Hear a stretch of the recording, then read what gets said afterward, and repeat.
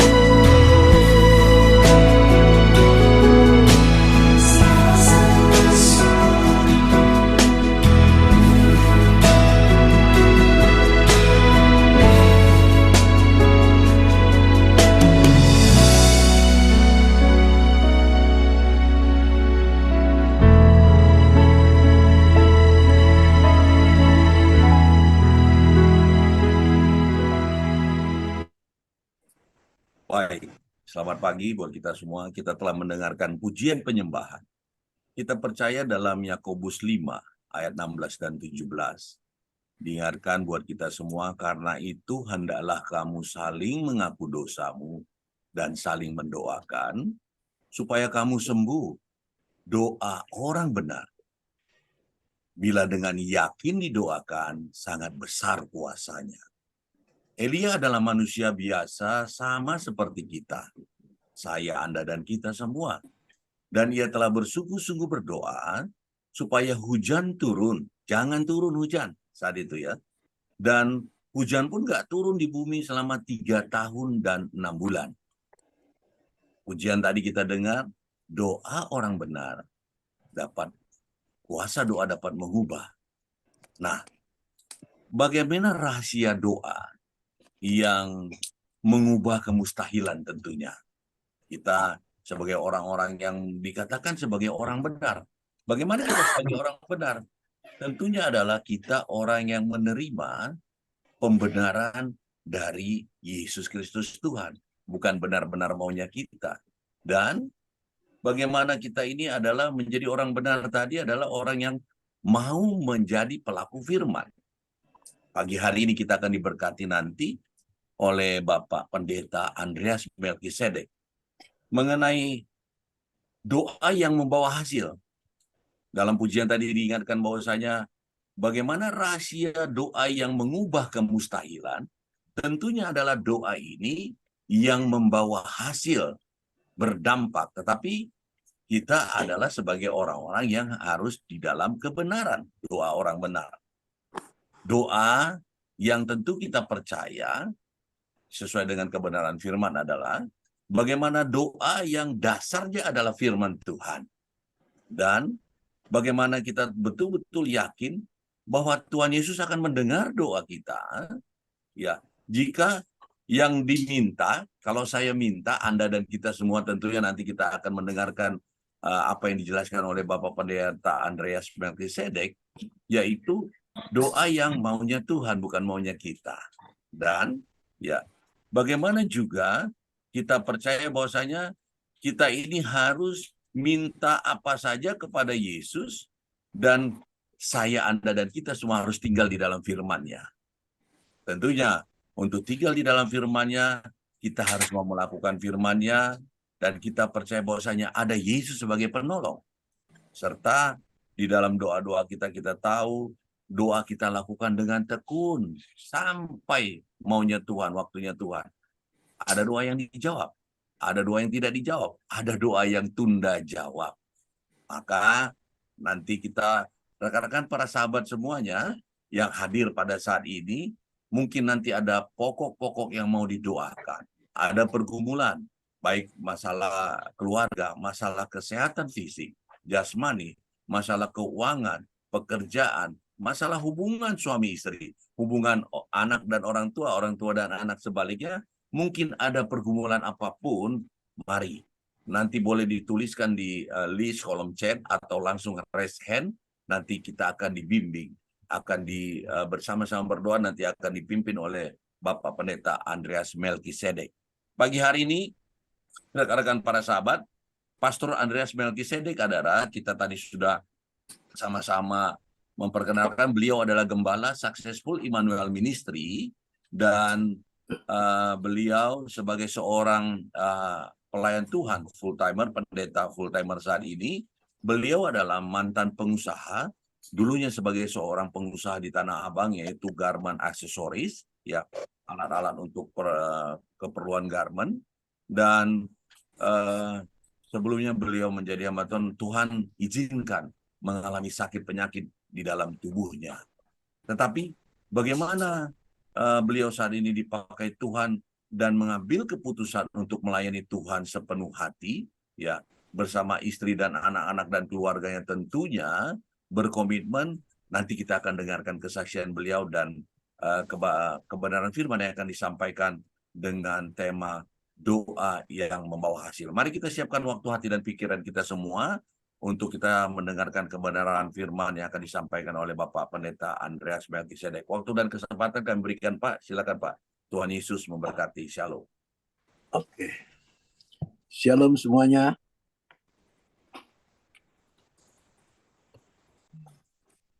Shalom. Shalom, Dan shalom. ya, saya nggak bisa dengar semuanya, buka dulu lah ya, supaya kita bisa berdialog, bisa tanya jawab, karena memang doa yang membawa hasil ini penting sekali untuk kita ketahui. Dan saya secara pribadi ingin mengajar tentang doa, karena doa itu penting sekali untuk setiap anak-anak Tuhan yang percaya bahwa Yesus adalah hanya sejauh doa.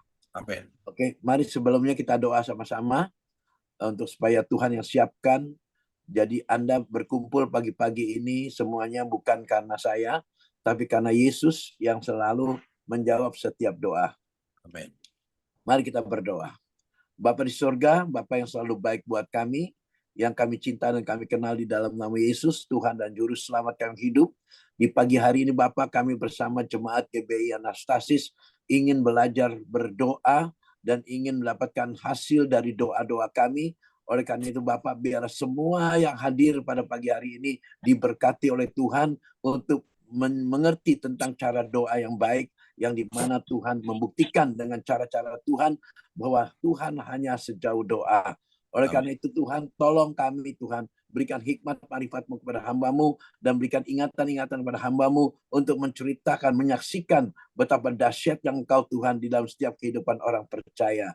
Terima kasih Tuhan untuk GBI Anastasis ini Tuhan yang sudah mengizinkan hamba-Mu menyampaikan firman Tuhan. Hamba percaya semua pagi hari ini diberkati Tuhan. Amin. Dalam nama Tuhan Yesus, yang siap diberkati Tuhan Yesus katakan amin. Amin. Puji Tuhan. Shalom semuanya. Shalom.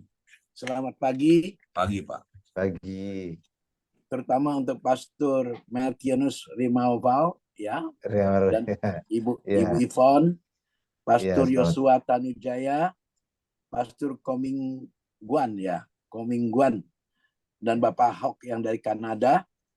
Dan juga Bapak yang sebagai host kita. Karena namanya orang biasa, jadi saya belum tahu namanya Pak. Siapa Pak?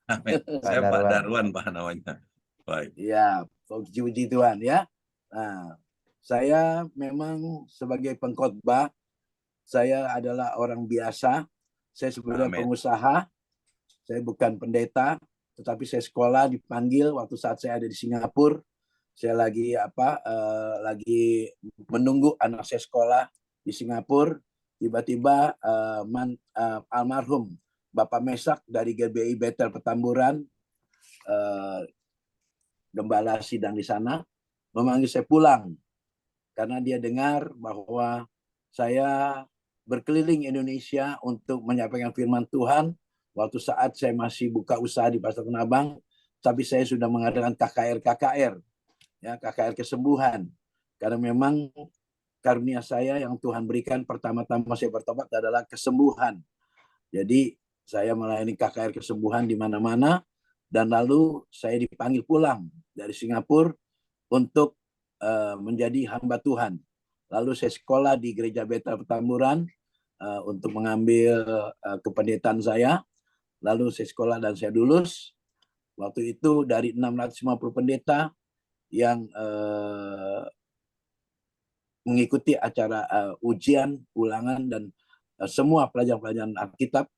Dan akhirnya saya dinyatakan lulus yang terbaik dari semua. Maaf bicara, bukan membanggakan, karena memang sebelum saya kuliah ini tentang menjadi seorang pendeta, memang saya sudah pengalaman 15 tahun lebih menjadi penginjil. Jadi apa saja yang ditanya semua saya jawab dengan cepat, dan dari pertanyaan-pertanyaan itu disiapkan waktu 1,5 jam, saya hanya 40 menit selesai.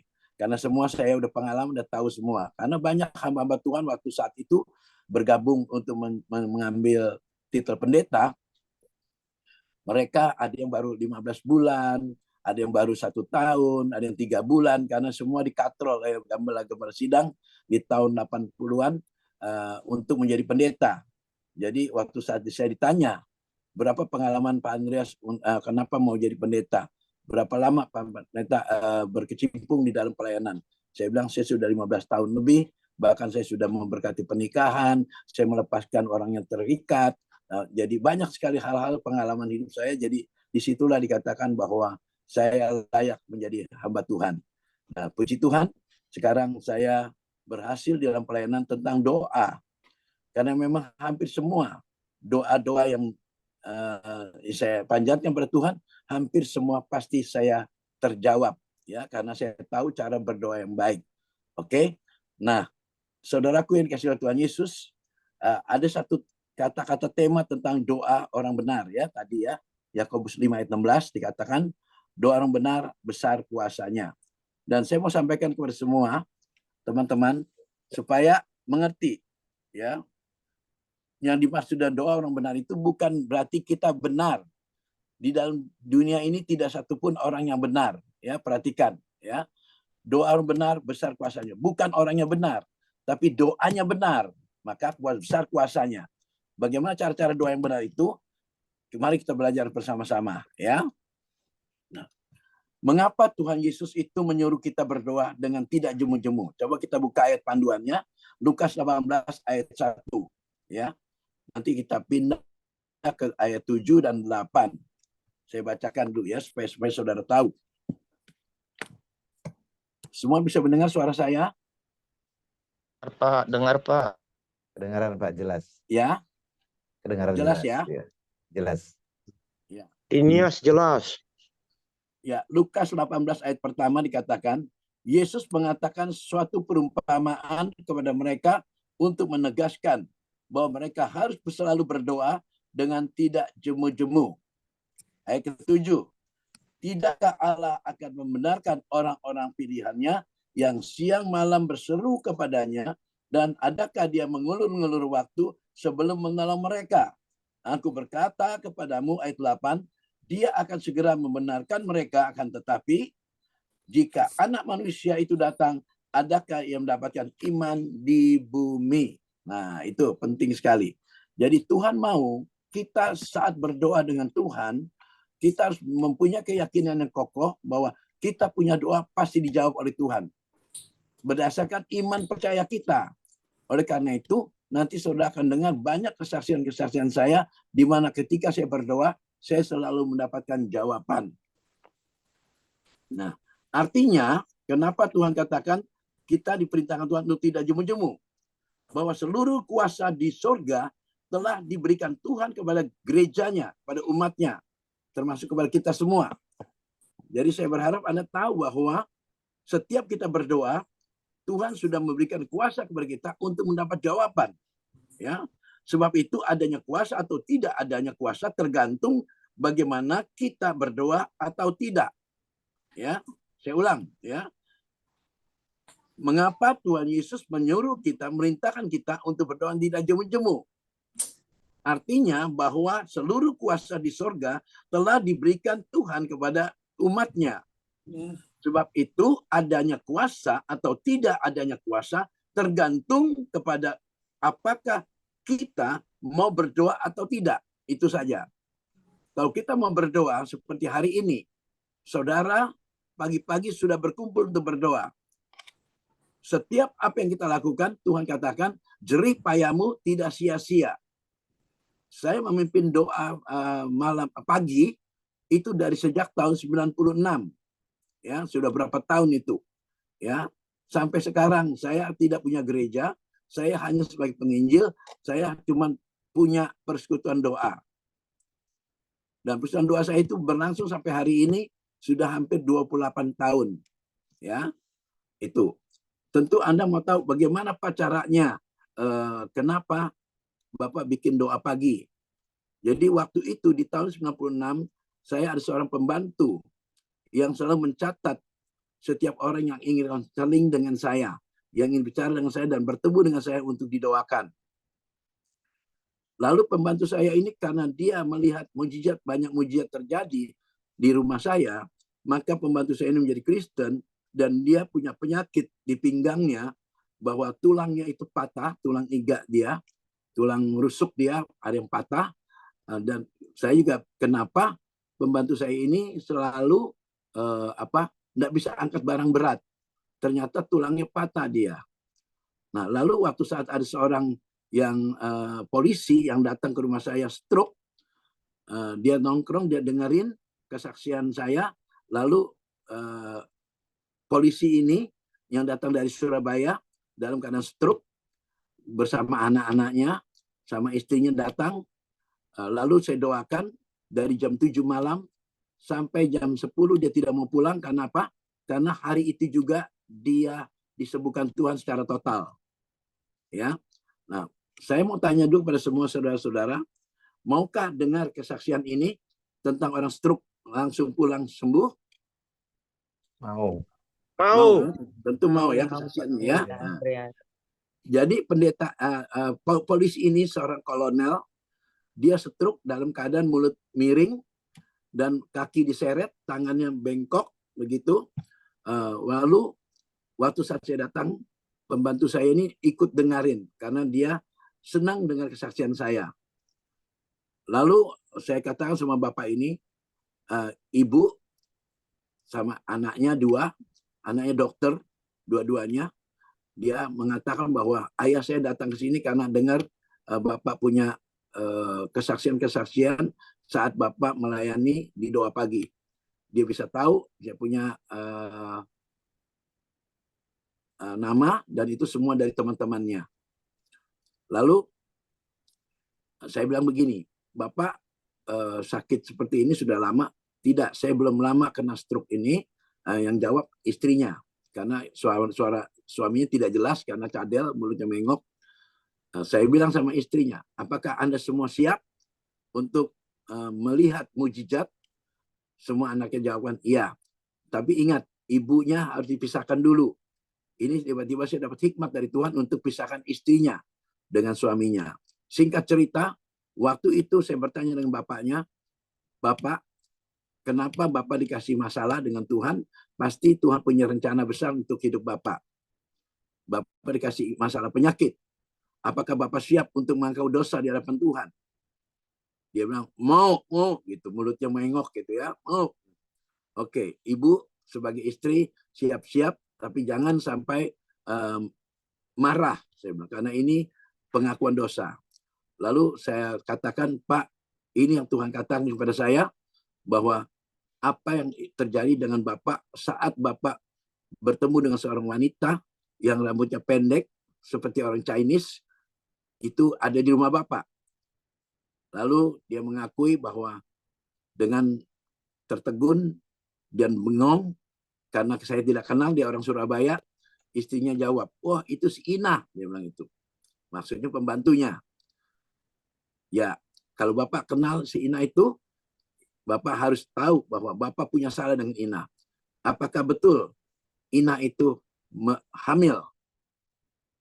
Dia terkejut. Dia ngaku dan istrinya mau berdiri, mau marah. Saya bilang, ibu tenang. Bapak sedang mengaku dosa. Tolong ibu diam. Apakah betul dia hamil? Suaminya manggut. Dia manggut. Apakah betul Bapak suruh dia pulang dan Bapak kasih uang 300.000? Bingung dia. Dia kok bisa ketahuan semua. Istrinya sudah marah-marah sekali mau berdiri, dipegang sama anaknya. Ibu jangan marah, Bapak sedang mengaku dosa. Memang kita kalau punya salah, memang kalau kita punya masalah dengan hidup kita atau penyakit, akuilah dosa-dosa kita. Tuhan itu Allah dan adil, Allah yang adil dan baik. Ketika kita mengaku dosa, langsung dia mengampuni dosa-dosa kita dan masalah kita akan selesai. Dan tiba-tiba anaknya, ayah, itu ayah punya mulut, sudah tidak mengok lagi. Spontan, karena dia mengakui kesalahannya, langsung saat itu dia punya lidah, mulutnya tidak mengok lagi.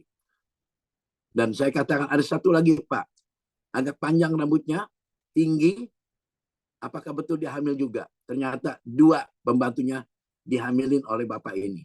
Dan puji Tuhan, setelah dia mengakui semuanya, singkat cerita, langsung saat itu juga tangannya lurus, kakinya lurus, dan dia sembuh total. Bisa tepuk tangan buat Yesus? Ya, saya katakan bahwa inilah bukti doa. Ya, tapi doa orang benar itu adalah doa yang dipanjatkan dengan benar, yaitu minta hikmat sama Tuhan. Ya, sebelum kita berdoa, minta hikmat supaya Tuhan yang mengatur doa kita, bukan kita ngatur dengan akal budi kita. Ya, itu salah satu contoh. Nah, disitulah pembantu saya selalu mencatat setiap orang yang ingin konseling dengan saya. Lalu di tahun 96 itu, pembantu saya mengatakan begini, Pak, ini sudah ada 8 orang yang mencatat, Bapak katakan, Bapak mau kasih seminggu kemudian, terus yang 8 hari, yang 10 hari. Menurut saya, apakah lebih baik Pak, kita kumpulkan semuanya daripada orang itu menanti dengan lama kapan konselingnya, nanti kesian yang penting sekali, yang urgent, yang waktunya penting, masalahnya mereka yang punya masalah berat atau penyakit, kalau tunggu 2 minggu lagi nanti keburu nggak ketolong. Nah, itulah awal pertama berdirinya doa pagi di tempat saya. Maka Sabtu pertama saya kumpulkan di tahun 96 itu kurang lebih hanya 7 orang yang datang. Minggu kedua 25 orang. Minggu ketiga mulai 50 orang. Dan Sabtu keempat 80 orang.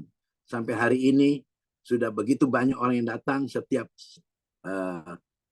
Sabtu pagi jam 5. Jadi saudara melakukan Zoom ini bagus sekali. Saya anjurkan jangan di stop. Karena ini untuk mendukung mereka yang mau berdoa. Ya. Nah, sekarang saudara perhatikan baik-baik. Banyak sekali yang saya mau ceritakan tentang doa. Pertama-tama, doa itu kita harus merendahkan diri. Tunduk kepada kehendak Tuhan. Supaya kehendak Tuhan saja yang terjadi. Ya. Berdoa artinya minta. Coba kita buka ayatnya. Matius 7 ayat 7. Kalau bisa ada satu orang yang bacakan Matius 7 ayat 7, nanti saya jelaskan tentang meminta. Baik, Matius 7 ayat 7. Ya. Saya akan bacakan firman Tuhan buat kita pagi hari ini. Ya.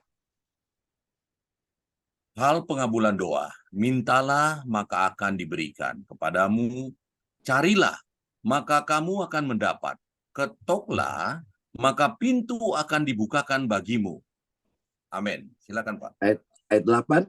Ayat 8, karena setiap orang yang meminta, menerima, dan setiap orang yang mencari, mendapat.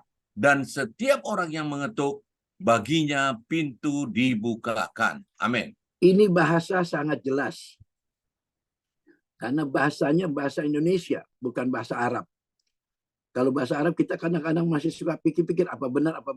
Tapi kalau ini bahasa yang kita mengerti, bahwa Tuhan perintahkan kita untuk meminta. Waktu itu adik saya, dia sekarang sudah jadi pendeta, Yani Sutrisno, dia suka meledek saya. Dia katakan, kok mah jadi pendeta, minta terus sama Tuhan. Saya bilang, ya kamu nggak minta, kamu nggak dapat. Kalau saya kan diperintah, Tuhan sudah minta, maka saya dapat. Ya, oleh karena itu saya hampir semua yang saya miliki di dunia ini semua berasal dari minta. Ya, tetapi mintanya benar, ya, bukan serakah. Bahkan kadang-kadang Tuhan sampai menawarkan saya, apalagi yang kamu minta padaku. Ya, saya bilang saya minta anak, saya dapat. Ya, tanggal 17 Agustus tahun 85. Saya minta pada Tuhan karena saya menikah tahun 81. 4 tahun saya menikah tidak punya anak. Saya minta besoknya 18, hanya 1 hari. Istri saya memang kebetulan waktu itu sudah stop, tidak datang bulan. Dan puji Tuhan, anak saya lahir tahun 86, tanggal 12 April. Ya, berarti benar 9 bulan. Saya doa 17 Agustus, karena saya diledek sama teman-teman yang ikut saya jalan-jalan waktu itu ke keliling Asia, ke Korea, Taiwan, Jepang. Itu mereka mendengar begitu banyak kesaksian yang saya alami dalam hidup saya, dan mereka menyindir, kamu sudah nikah berapa tahun? 4 tahun lebih. Kenapa belum punya anak? Ya, saya belum minta sama Tuhan. Mereka nggak percaya bahwa saya belum minta. Maka tanggal 7 Agustus itulah saya minta pada Tuhan, langsung saya dapat anak. Ya, ini contoh tentang apapun yang saya minta saya dapat, termasuk rumah, ya, mobil, ruko, ya, itu enak sekali Pak. Itu sebabnya saya katakan bahwa semua hasil dari minta. tapi bukan minta yang sembarangan, minta yang benar di hadapan Tuhan keperluannya, ya. Oke.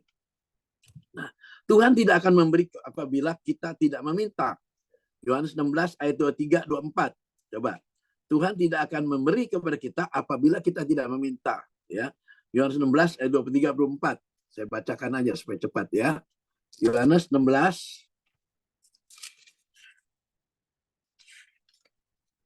Yohanes 16. Ya.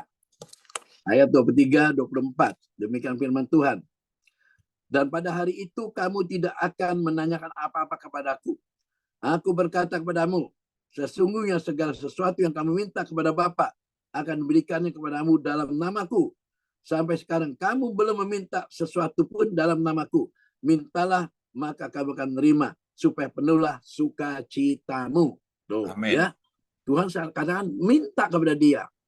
Nah, tadi kan Bapak ada bilang bahwa ada seorang rasul, ya, siapa yang berdoa minta hujan, maka 6 bulan tidak hujan, ya. Nah, itu kalau Bapak Ibu tahu, di tahun 2018 saya ada pergi membawa jiwa-jiwa ke tanah perjanjian. Waktu itu kami membawa kurang lebih 3 bus, ya, rombongan ke tanah perjanjian. Ketika kita memasuki ke tembok ratapan, kami dilarang masuk. Dilarang masuk. Kenapa? Karena ada mungkin 1.500 orang Yahudi sedang berdoa minta hujan di tembok ratapan itu. Mereka berkumpul ramai-ramai minta hujan. Jadi kami rombongan dilarang untuk masuk ke daerah situ. Betapa sedihnya saya, dan saya orang yang keras, dan saya katakan saya tidak mau jemaat saya dikecewakan. Kenapa kita mau masuk doa saja, melihat aja enggak boleh. Karena sedang mereka berdoa minta hujan. Lalu saya katakan depan tour leader, mereka minta deh. Kalau bukan pakai nama Yesus, mereka tidak akan dapat. Nanti kalau saya berdoa, pasti saya dapat jawaban doa. Ini kisah nyata, ya, saudara-saudara semuanya. Bukan kisah yang omong kosong, ya. Kisah kejadian. Sayangnya saya nggak bisa buktikan pada saudara. Di YouTube itu ada, ya. Itu doa yang saya berhasil untuk mendoakan. Lalu saya bilang nanti saya berdoa. Tour leader kenal baik, namanya Pak Sagala. Dia bilang, Pak Andreas tidak boleh berdoa. Pak Andreas kalau berdoa nanti bukan hujan, banjir datang. Kami tidak tanggung jawab kalau Pak Andreas berdoa. Memang puji Tuhan banyak orang mengatakan saya pawang hujan, ya. Banyak orang bilang, karena itu saya buktikan waktu almarhum papa saya meninggal, itu hujan besar. Mami saya meninggal, hujan besar.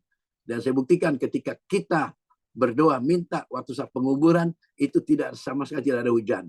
Dan semua itu kita menguburnya papa mama saya di Gunung Gadung atau Bogor, ya. Itu banjir di Jakarta semuanya. Kita berangkat dari Jakarta, kuburnya di Bogor. Dan saya berdoa, dan saya minta supaya semua percaya bahwa doa kita dijawab. Itu selalu dijawab, ya. Nah, waktu saat kita nggak bisa masuk ke tembok ratapan, kita waktu 2 hari kemudian kita pulang menuju Yordan, kita datang ke Petra. Nah, di Petra itulah saya berdoa dengan 30 orang saksi hidup, pegangan tangan, saya minta hujan. Dan ternyata 2 hari kemudian setelah saya pulang dari Petra, sampai di Jakarta saya dengar kabar banjir bandang datang di Petra. Maaf bicara, boleh tanya, adakah saudara-saudara yang dengar khotbah saya ini pernah ke Petra? Ada?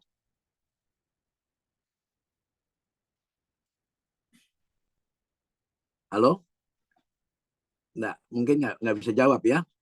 Ya, di Petra itu gunung batu. Kalau andai kata banjir bandang itu datang dari atas, bisakah kita berpikir bahwa itu banjir air dari mana? Hujan kan setetes-setetes, ya. Tapi itu banjir bandang dari atas. Sedangkan itu gunung batu. Memang di atas ada kolam. Memang di atas ada laut. Nggak ada. Itu jelas sekali itu mujizat terjadi. Dan benar-benar itu ada korban.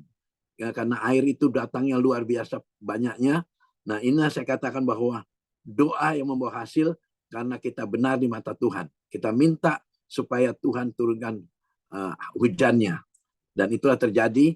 Dan kalau tidak salah ada 12 korban karena waktu itu tour leader guide lokal dari Yordan tidak mau ikut saya karena dia katakan saya tidak tanggung jawab kalau Pak Anies berdoa.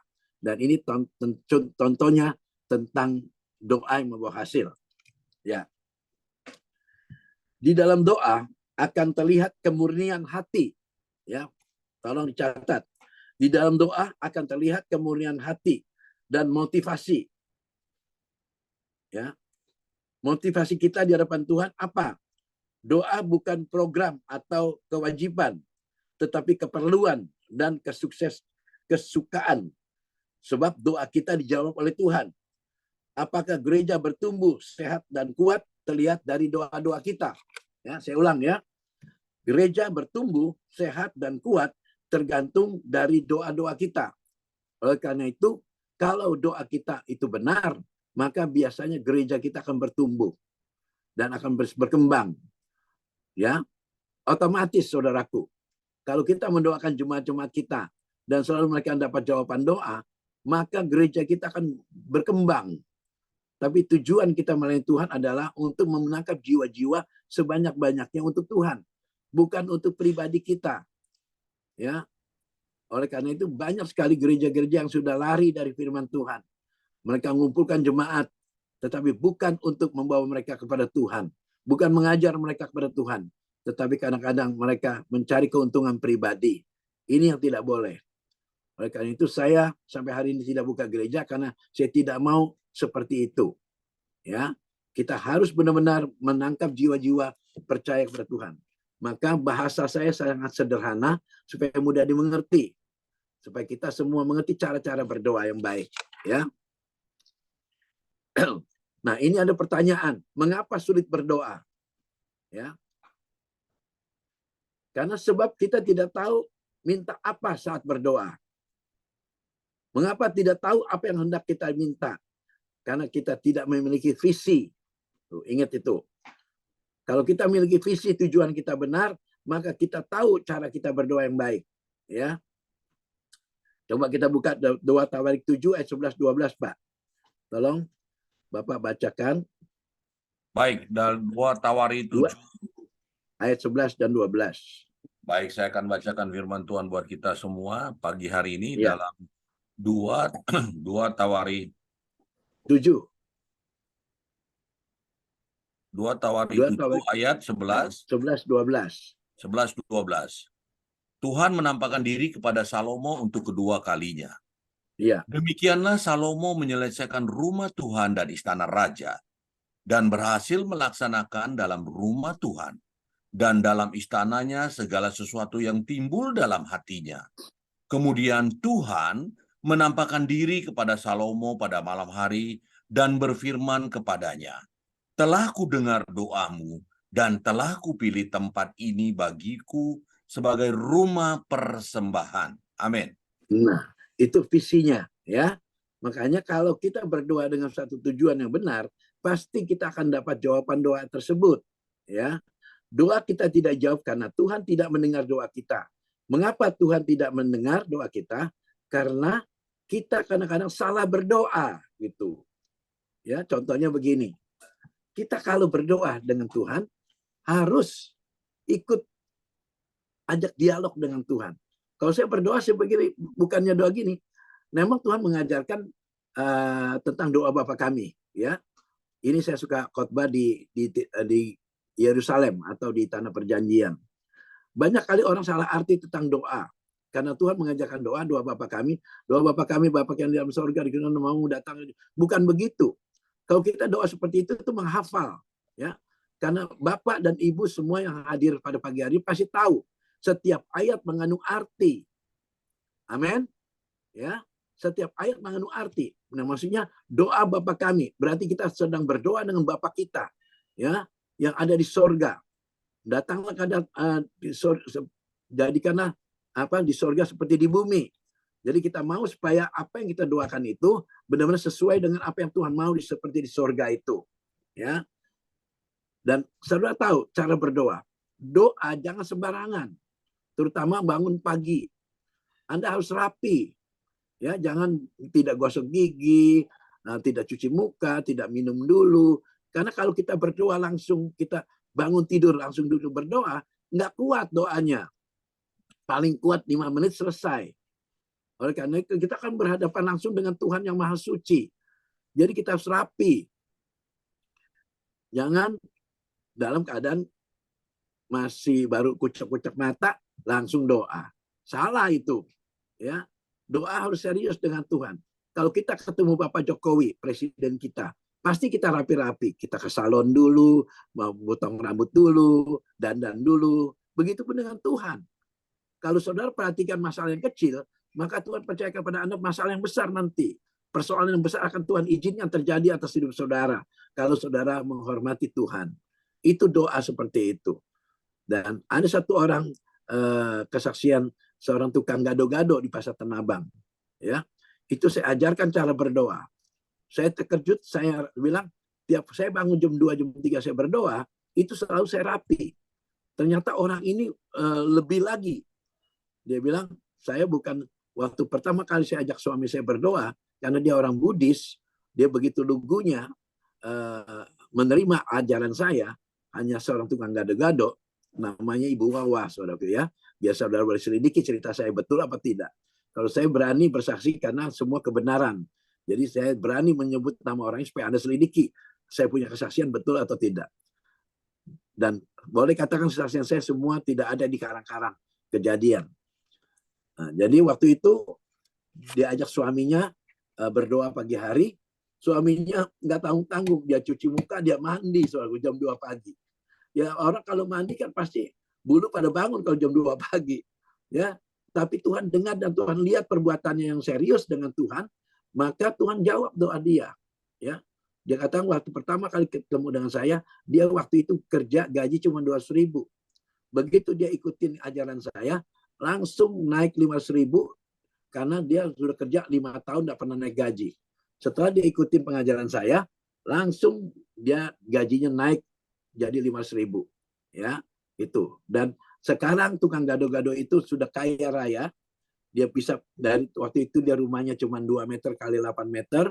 Sekarang dia punya rumah di Ciledug kalau tidak salah. Itu rumah saya doakan juga. Dia berhasil punya rumah karena dia punya anak 3. Saya doakan, Bu, mau nggak saya doakan biar Ibu punya rumah yang cukup besar. Karena saya lihat anak Ibu sudah remaja, 18 tahun, 21 tahun, sama 17 tahun.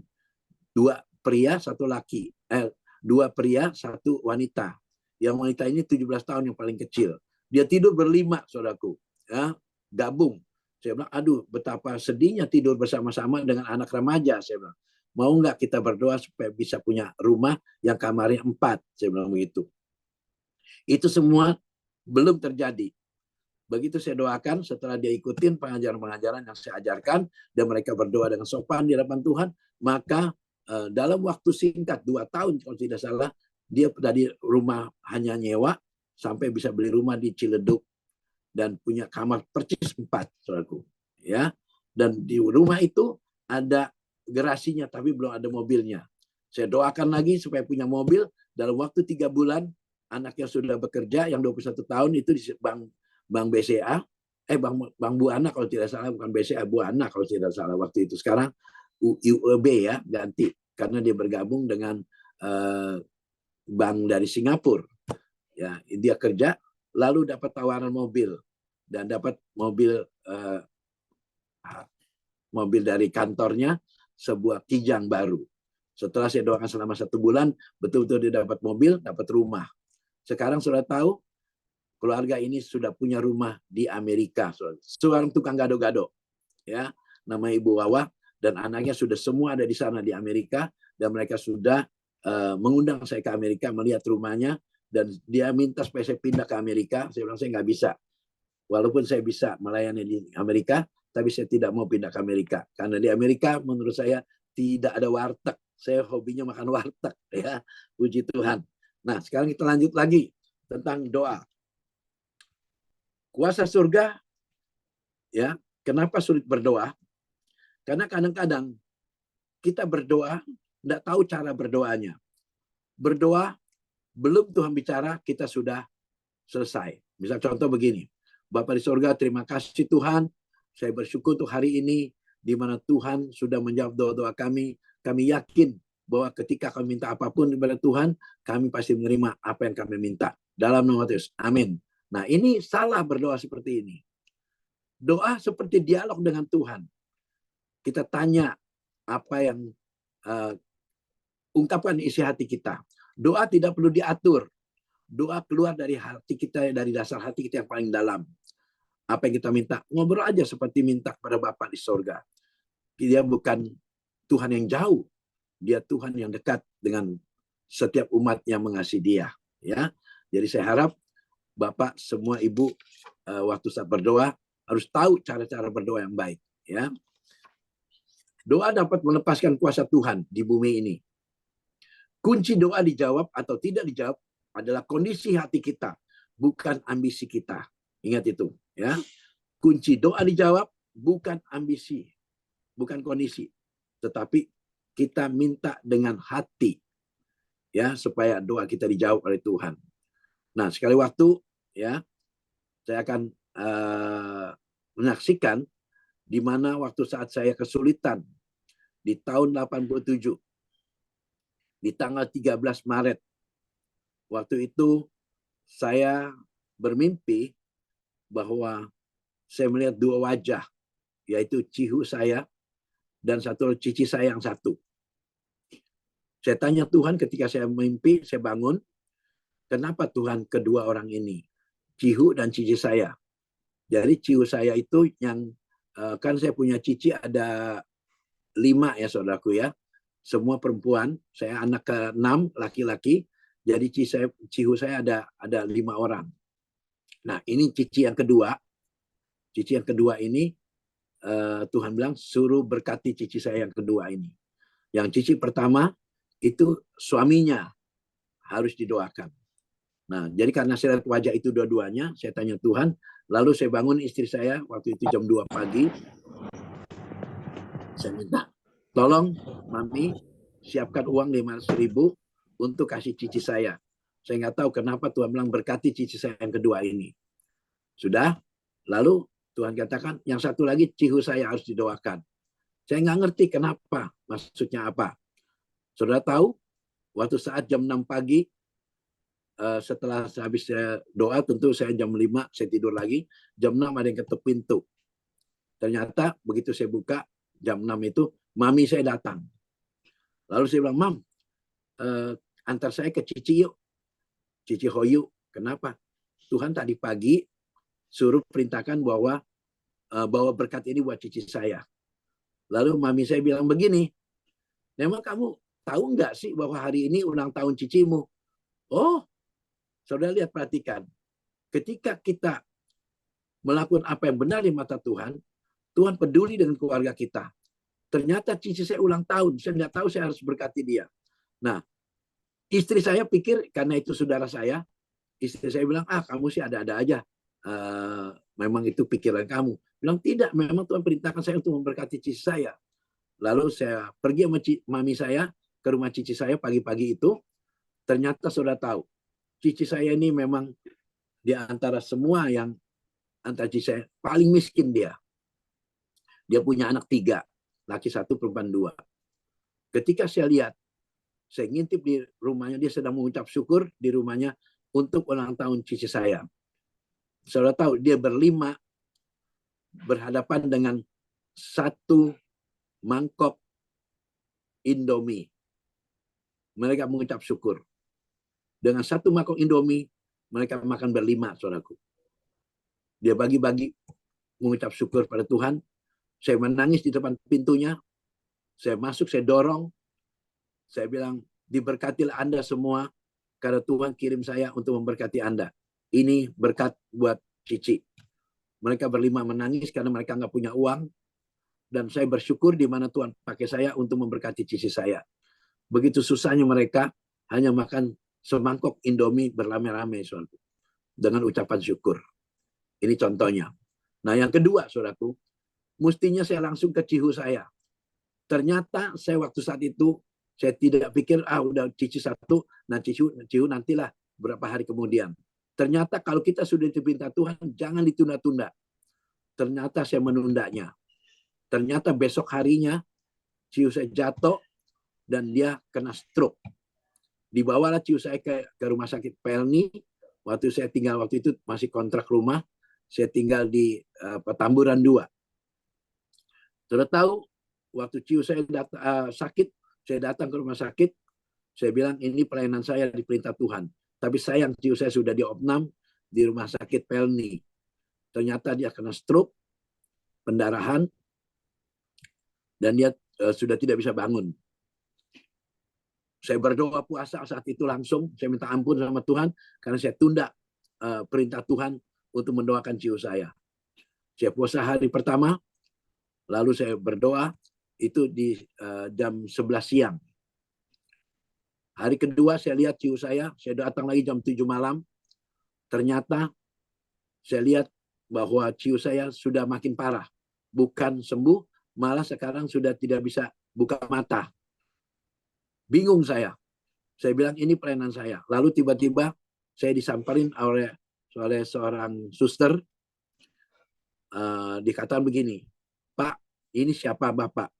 Saya bilang ini kakak ipar saya. Cici saya punya suami. Bisa Bapak ketemu dengan dokter yang menangani Bapak punya ciu ini?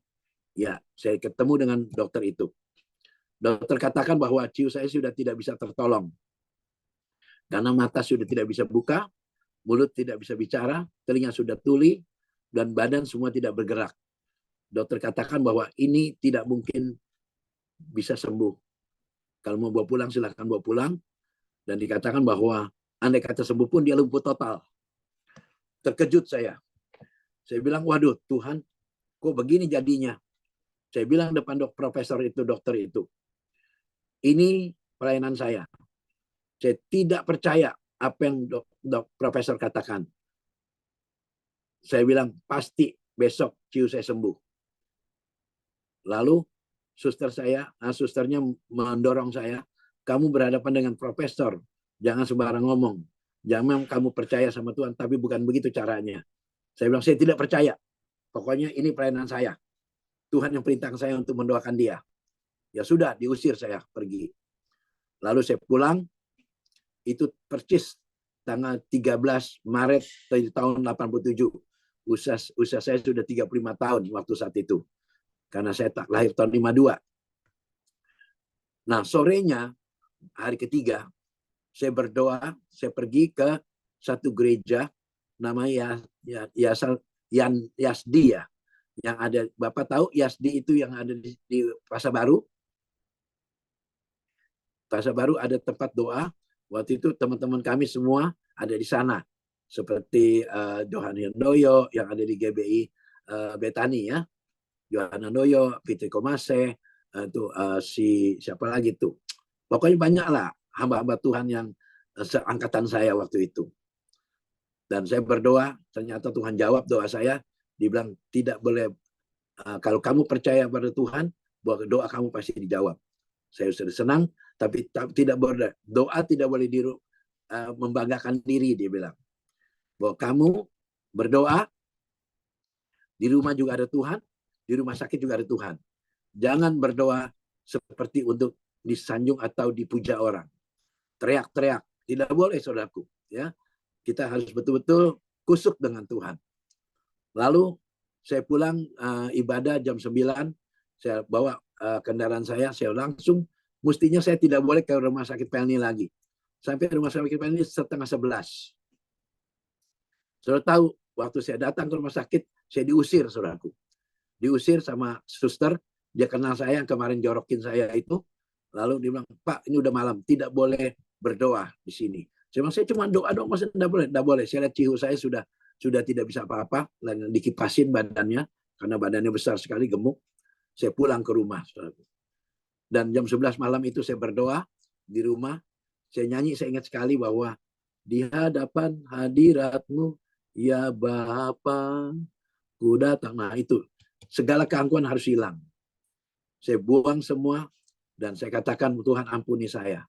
Tiba-tiba saat itu saudaraku, ini pengalaman hidup saya. Kalau saudara betul-betul doa dengan benar, dengan tujuan benar, Tuhan bisa datang kepada kita.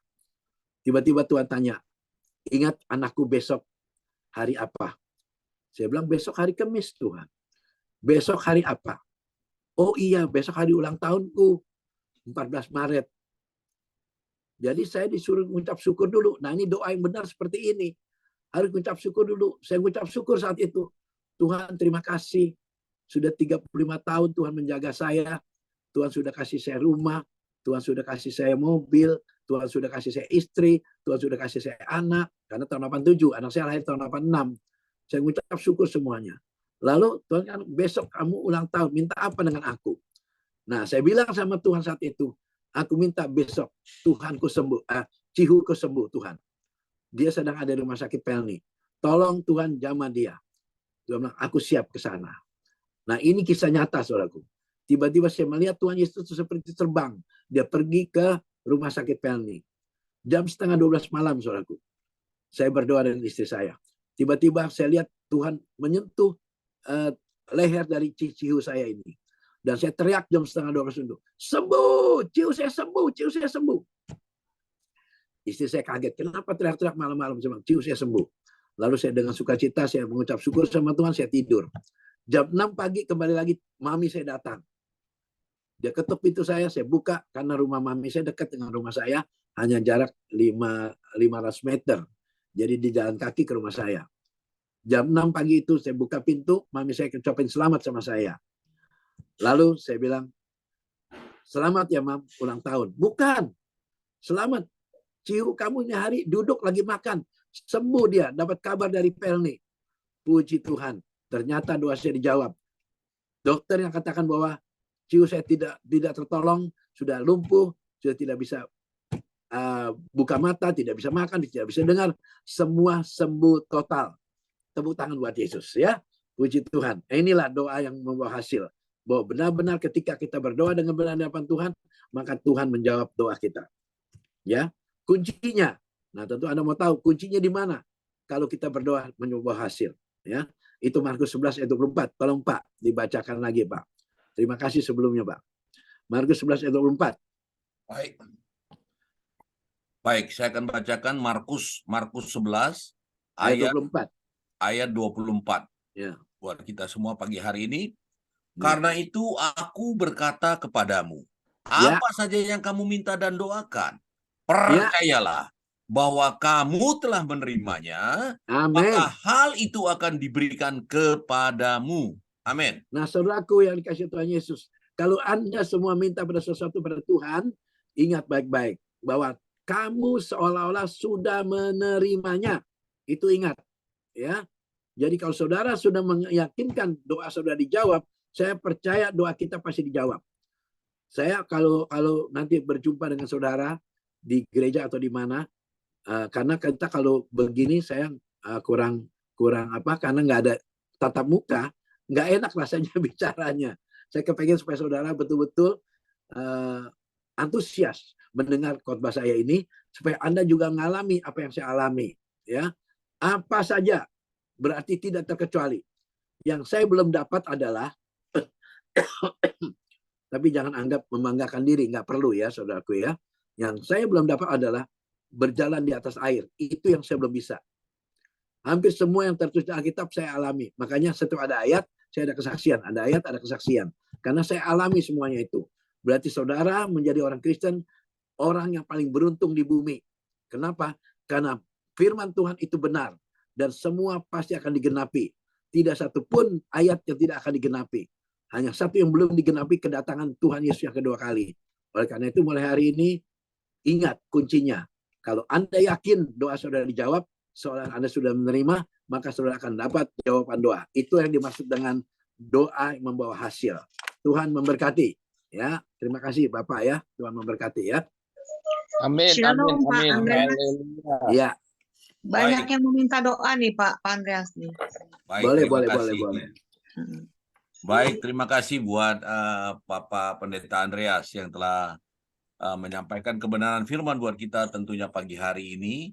Rekan-rekan para sahabat di mana saja berada yang hadir saat ini, kami masih menunggu yang mempunyai beban doa bisa menuliskan di kolom chat. Nanti kita akan bersama-sama berdoa, nanti akan dipandu oleh Bapak Andreas, Pendeta Andreas buat kita. Apa yang diingatkan buat kita yaitu doa kepada kita semua pada pagi hari ini. Doa yang membawa hasil adalah kita tahu bahwasanya Yesus hanya sejauh doa. Jadi Ya. ketika kita malas berdoa, ketika kita tidak punya waktu berdoa, kita tahu kita ini berarti kita tidak menjadi orang yang sungguh-sungguh mau berdoa dengan benar tentunya. Doa yang benar adalah bagaimana doa yang kita harus lakukan, terus kita menanti-nantikan doa kita itu dengan tidak jemu-jemu. Dalam Lukas 18 ayat 1 dan 7 dan 8 tadi diingatkan buat kita, Tuhan mau saat kita berdoa kita harus yakin dan percaya. Kita Amin. yakin dan percaya sebab kita tahu bahwa seluruh kuasa di surga telah diberikan kepada kita. Orang-orang yang percaya kepada Yesus Kristus Tuhan tentunya. Apakah sekarang pertanyaannya, apakah kita mau berdoa? Ketika kita sungguh-sungguh percaya kepada Yesus Kristus Tuhan yang memberikan kuasa kepada kita, ya kita ini sebagai umatnya harus sungguh-sungguh kita mau berdoa. Dan doa kita harus tunduk kepada Yesus Kristus Tuhan. Yaitu kita harus, yang pertama langkahnya kita sungguh-sungguh mau meminta. Kita minta dalam Matius 7 ayat 7 dan 8 tadi diingatkan buat kita. Dan kita minta kepada siapa? Kita minta kepada Bapa di sorga tentunya. Dalam Yohanes 16 ayat 23-24 mengingatkan kita tadi semua saudara-saudara. Dan apa yang tujuan dan keperluan daripada doa kita? Tujuan atau keperluan doa kita tadi adalah kita lakukan semuanya ya dengan sungguh-sungguh, dan kesukaannya adalah sebab kita tahu bahwa Yesus yang akan menjawab doa-doa kita, serta kita tahu saat ini berkembang, saat ini nyata bahwasanya kenapa gereja bertumbuh sungguh-sungguh bisa berkembang, bisa bertumbuh, bisa besar, karena ada doa yang sungguh-sungguh dilakukan, doa yang benar di dalam gereja tersebut. Tetapi ya kalau kita sulit berdoa karena kita tidak akan berkembang, dan secara organisatoris juga gereja tersebut tidak akan berfungsi tentunya. Ya, fungsi yang utama bukan organisasi, bukan gedung dan segala perangkatnya. Dan rekan-rekan para sahabat semuanya, kita tahu kenapa mungkin saya, Anda, dan kita semua sulit berdoa. Karena kita nggak tahu cara berdoa. Ya. Nah, pagi hari kita diingatkan supaya kita tahu cara berdoa, doa seperti bagaimana kita berkomunikasi, bagaimana kita berbincang-bincang, berbicara dengan Yesus Kristus Tuhan. Ya, kita ngobrol, ya, kita bicara, kita bincang-bincang. Sesuatu yang kita obrolkan, kita bincangkan, kita sampaikan kepada Yesus, itu keluar dari hati kita. Dan Ya. bagaimana doa dijawab atau tidak, itu bukan karena ambisi kita, tetapi bagaimana kondisi hati kita semua. Dan diingatkan bahwasanya mari kita yakin dan percaya bahwasanya yakin doa kita itu dijawab ketika dan kita sudah menerimanya. Markus 11 ayat 24 tadi mengingatkan buat kita semua. Baik, di kolom chat sudah ada beberapa nama yang meminta dukungan doa. Kita akan kembalikan kepada Bapak Pendeta Andreas untuk menopang doa buat rekan-rekan yang di sini ada kolom chat. Yang pertama kita akan berdoa Pak untuk Bapak sebentar. Ya, Pak Pendeta Komingguan, ya, untuk Bapak Komingguan Pak. sakit jantung. Komingguan. Ya, Bapak Pendeta Komingguan, Ya. beliau supaya Jantung ya. terlepas dari bypass jantung, Pak. Beliau saat ini sedang divonis mengalami penyakit jantung dan terlepas dari penyakit bypass dari tindakan bypass jantung. Mungkin kita doakan satu-satu dulu Pak, atau langsung silakan Pak. Boleh. Apakah saya bisa bicara dengan Bapak Komingguannya? Silakan Pak Komingguan bisa buka mic mungkin atau videonya Pak. Ya, betul, Silakan. betul. Silakan Betul. Pak. Supaya semua jemaat bisa dengar ya bagaimana cara berdoa. Halo Pak Komingguan bisa buka mic-nya Pak dan Ya. videonya Pak. Silakan. Shalom. Ya, saya bisa lihat. Ya, bisa Pak. Silakan Pak Komingguan. Ya, sudah. Silakan Pak.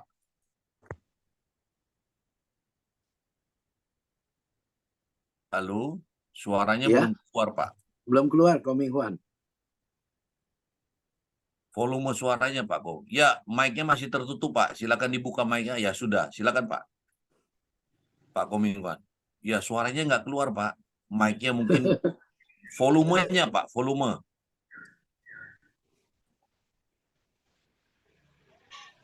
Nggak ada suaranya. Volumenya Pak.